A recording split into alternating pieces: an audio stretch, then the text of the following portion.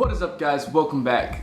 Today we are going to be talking about Senkos. Obviously the most famous brand of Senko is the Gary Yamamoto Senko. You also have Yum Dingers, you have their Strike Kings, all sorts of, almost every soft plastic company has their own version of the Senko.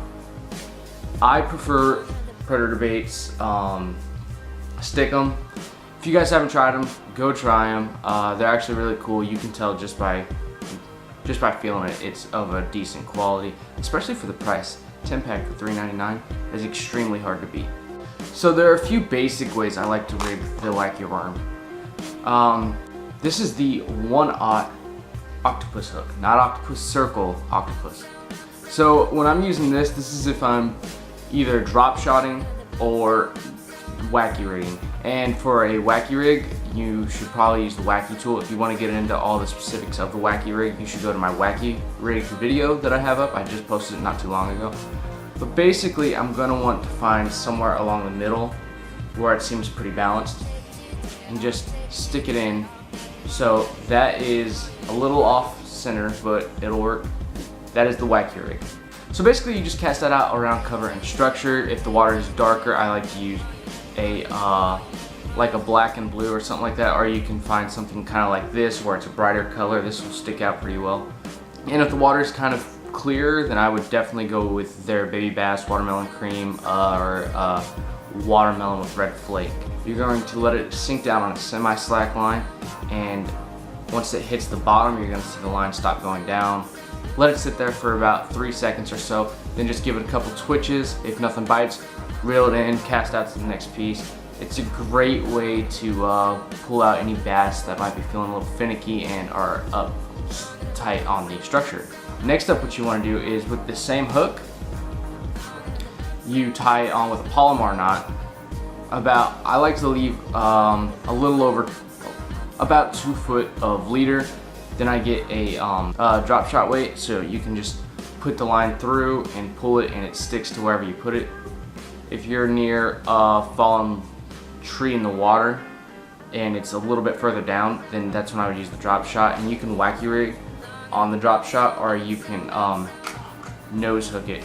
And a nose hook, basically I go back like 1/4 of an inch on the bait and I stab it through. I don't stab it all the way through, so that way it is going to bounce up and down kind of like that. And you just drop it down where you see that structure in the water. Yeah, like I said, I only do this when it's deeper structure. If it's pretty shallow structure, then I'll just go with the plain wacky rig. If it's deeper, then I do the drop shot. And with that, you cast out and then you let it fall all the way to the bottom. It probably has a decently slow rate of fall since this is 1/8 ounce, I believe. So it's still going to be pretty easy to get that bass's attention if there are any bass on the way down. So once it gets down to that structure, you can flick it, you can just bounce it in place. What you want to do is you want to bounce your rod tip, but never pick up the weight off the bottom. Another great way to use a Senko is Texas rigging. And Texas rigging is just where you get an offset worm hook. This is an offset worm hook. I believe this is a 4/0. And basically, all you need to do is through the top. See, on a Senko there's a fat end and a skinny end. The skinny end is the tail, the fat end is the top. Just stab it through. I like to go till it's just past the barb and then I bring it through the side.